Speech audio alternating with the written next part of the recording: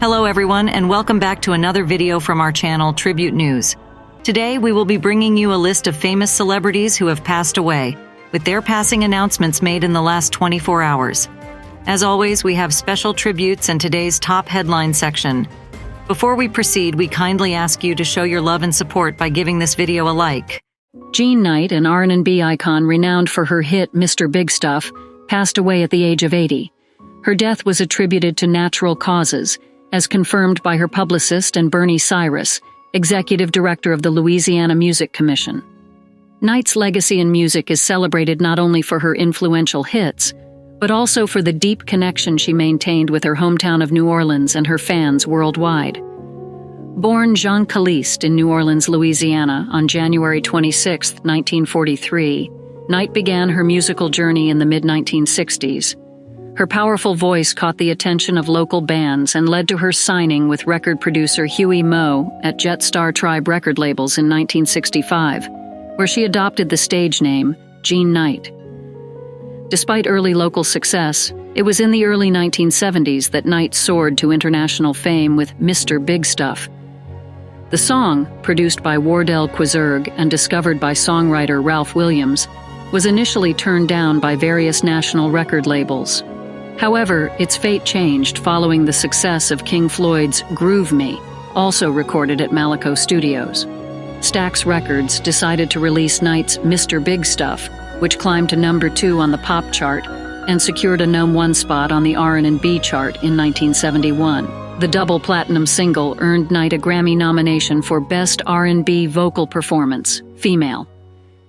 Mr. Big Stuff was later sampled in Eazy-E's Boys in the Hood and John Legend's Who Do We Think We Are, featuring Rick Ross, demonstrating its lasting impact. In 1981, Knight collaborated with producer Isaac Bolden, releasing You Got the Papers But I Got the Man, and in 1985, her cover of Rockin' Sydney's My Toot Toot became a hit. Jean Knight's contribution to R&B and soul music, marked by her distinct voice and spirited performances, leaves a lasting legacy in the music industry. Her influence extends beyond her recordings, as she remains a beloved figure in her community and among music lovers globally. Geordie Walker, the legendary guitarist of the post-punk band Killing Joke, passed away on November 26 in Prague at the age of 79, following a stroke. His innovative approach to guitar playing left a lasting impact on the rock genre. Born in Newcastle, Walker developed a passion for the guitar early on, inspired by the song Sabre Dance by Love Sculpture. After moving to Buckinghamshire at 14, he immersed himself in music, earning the nickname Geordie due to his northeastern accent. Walker's music career took off after moving to London for architecture studies, but ultimately joining Killing Joke in 1979. His distinctive style, marked by unique tuning and heavy string usage, became a defining feature of Killing Joke's sound. Walker's choice of a 1952 Gibson ES 295 guitar contributed to a powerful and resonant sound that was more about creating atmospheres than just playing notes. His influence was acknowledged by peers like Jimmy Page and Kevin Shields. Beyond Killing Joke, Walker was involved in supergroups such as Murder, Inc. and The Damage Manual, and he also dabbled in production, working with various artists and collaborating with Studio Faust Records in Prague. His guitar work inspired many musicians, reshaping the role of the electric guitar in rock music. The music world mourns the loss of Geordie Walker, a visionary artist whose impact will be felt for generations to come. Terry Venables, a titan of English football, passed away at the age of 80. Renowned for his tactical expertise and innovative approach, Venables is celebrated for leading England to the semi-finals of Euro '96.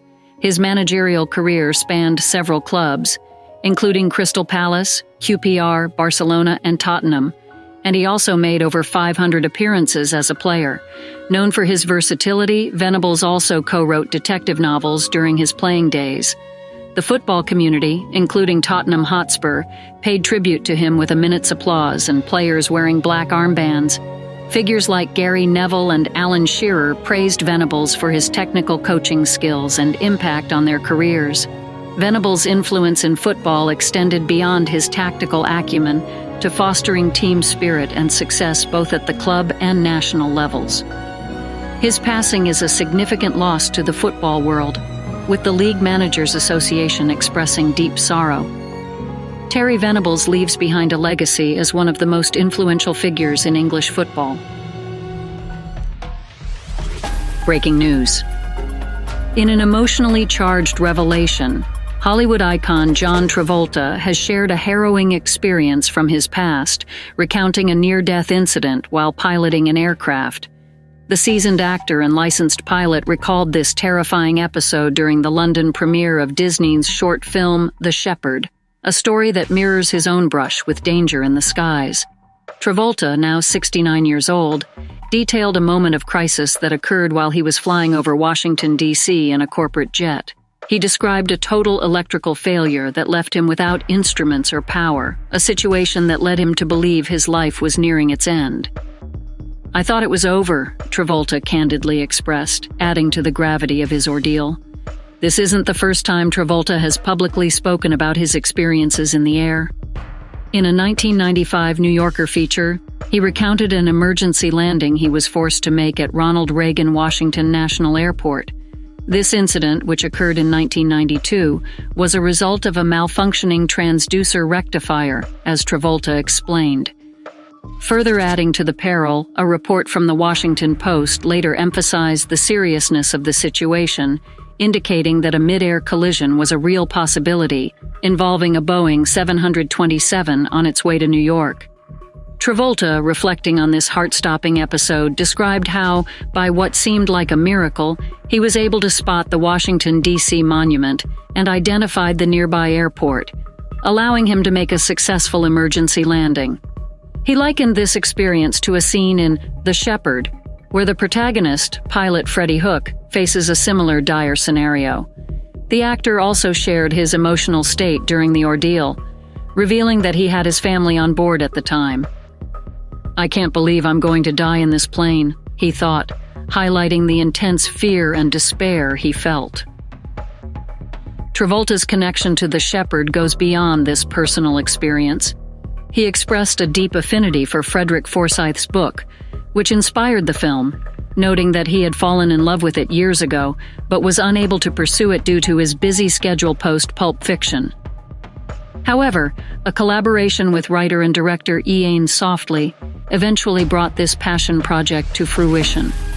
As he spoke at the event, Travolta emphasized that this project had been a dream for him for over 30 years, a dream that finally materialized with the making of The Shepherd. This story, close to his heart, resonates with his own life experiences, bridging his on-screen persona with his real-life adventures and fears in the world of aviation.